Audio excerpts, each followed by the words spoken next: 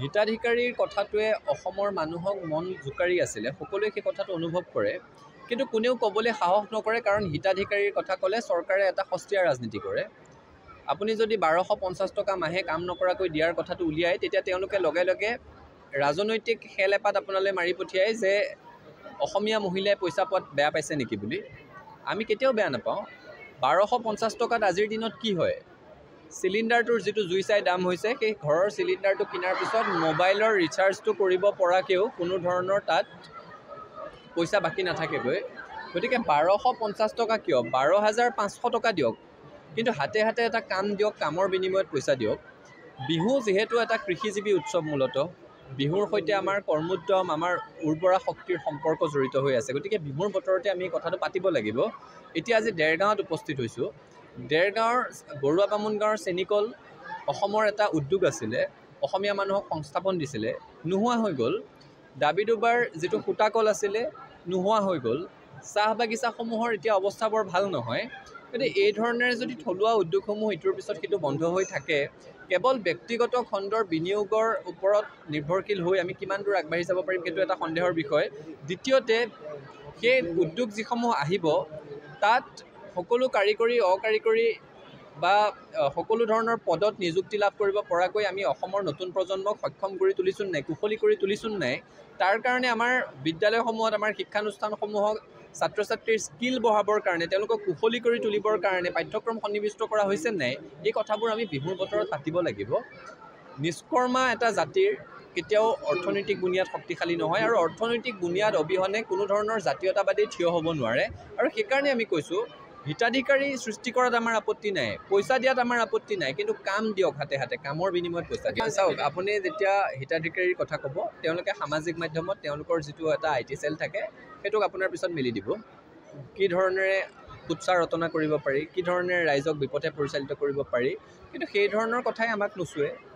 আৰু একে সময়তে অসমৰ ৰাইজলৈও আমাৰ আহ্বান যে এই বহাগৰ বতৰতে আমি কৰ্ম সংস্কৃতিৰ কথা পাতিব লাগিব, আৰু কৰ্ম সংস্কৃতিত বাধা হৈ থিয় দিয়া কিবা আঁচনি আছে নেকি, তাৰ সন্দৰ্ভতো আমি চিন্তন মন্থন কৰিব লাগিব। হিতাধিকাৰীৰ কথাটোৱে অসমৰ মানুহক মন জোকাৰি আছিলে। সকলোৱে সেই কথাটো অনুভৱ কৰে, কিন্তু কোনেও ক'বলৈ সাহস নকৰে, কাৰণ হিতাধিকাৰীৰ কথা ক'লে চৰকাৰে এটা সস্তীয়া ৰাজনীতি কৰে। আপুনি যদি 1250 টকা মাহে কাম নকৰাকৈ দিয়াৰ কথাটো উলিয়ায়, তেতিয়া তেওঁলোকে লগে লগে ৰাজনৈতিক খেল এপাত আপোনালৈ মাৰি পঠিয়ায় যে অসমীয়া মহিলাই পইচা পোৱাত বেয়া পাইছে নেকি বুলি। আমি কেতিয়াও বেয়া নাপাওঁ। 1250 টকাত আজিৰ দিনত কি হয়?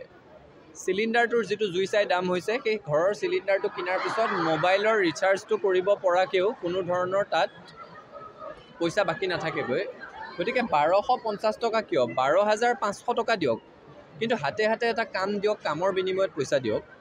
বিহু যিহেতু এটা কৃষিজীৱী উৎসৱ, মূলতঃ বিহুৰ সৈতে আমাৰ কৰ্মোদ্যম, আমাৰ উৰ্বৰা শক্তিৰ সম্পৰ্ক জড়িত হৈ আছে। গতিকে বিহুৰ বতৰতে আমি কথাটো পাতিব লাগিব।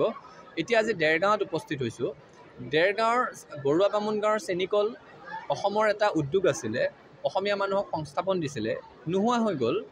দাবী দুবাৰ যিটো সূতাকল আছিলে, নোহোৱা হৈ গ'ল। চাহ বাগিচাসমূহৰ এতিয়া অৱস্থা বৰ ভাল নহয়। গতিকে এই ধৰণেৰে যদি থলুৱা উদ্যোগসমূহ ইটোৰ পিছত সিটো বন্ধ হৈ থাকে, কেৱল ব্যক্তিগত খণ্ডৰ বিনিয়োগৰ ওপৰত নিৰ্ভৰশীল হৈ আমি কিমান দূৰ আগবাঢ়ি যাব পাৰিম, সেইটো এটা সন্দেহৰ বিষয়। দ্বিতীয়তে, সেই উদ্যোগ যিসমূহ আহিব, তাত সকলো কাৰিকৰী অকাৰিকৰী বা সকলো ধৰণৰ পদত নিযুক্তি লাভ কৰিব পৰাকৈ আমি অসমৰ নতুন প্ৰজন্মক সক্ষম কৰি তুলিছোঁ নাই, কুশলী কৰি তুলিছোঁ নাই, তাৰ কাৰণে আমাৰ বিদ্যালয়সমূহত, আমাৰ শিক্ষানুষ্ঠানসমূহক ছাত্ৰ ছাত্ৰীৰ স্কিল বঢ়াবৰ কাৰণে, তেওঁলোকক কুশলী কৰি তুলিবৰ কাৰণে পাঠ্যক্ৰম সন্নিৱিষ্ট কৰা হৈছে নাই, এই কথাবোৰ আমি বিহুৰ বতৰত পাতিব লাগিব। নিষ্কৰ্মা এটা জাতিৰ কেতিয়াও অৰ্থনৈতিক বুনিয়াদ শক্তিশালী নহয়, আৰু অৰ্থনৈতিক বুনিয়াদ অবিহনে কোনো ধৰণৰ জাতীয়তাবাদী থিয় হ'ব নোৱাৰে। আৰু সেইকাৰণে আমি কৈছোঁ, হিতাধিকাৰী সৃষ্টি কৰাত আমাৰ আপত্তি নাই, পইচা দিয়াত আমাৰ আপত্তি নাই, কিন্তু কাম দিয়ক, হাতে হাতে কামৰ বিনিময়ত পইচা দিয়ক। চাওক, আপুনি যেতিয়া হিতাধিকাৰীৰ কথা ক'ব, তেওঁলোকে সামাজিক মাধ্যমত তেওঁলোকৰ যিটো এটা IT চেল থাকে, সেইটোক আপোনাৰ পিছত মেলি দিব। কি ধৰণেৰে কুৎসা ৰচনা কৰিব পাৰি, কি ধৰণেৰে ৰাইজক বিপথে পৰিচালিত কৰিব পাৰি, কিন্তু সেই ধৰণৰ কথাই আমাক নোচোৱে। আৰু একে সময়তে অসমৰ ৰাইজলৈও আমাৰ আহ্বান যে এই বহাগৰ বতৰতে আমি কৰ্ম সংস্কৃতিৰ কথা পাতিব লাগিব, আৰু কৰ্ম সংস্কৃতিত বাধা হৈ থিয় দিয়া কিবা আঁচনি আছে নেকি, তাৰ সন্দৰ্ভতো আমি চিন্তন মন্থন কৰিব লাগিব।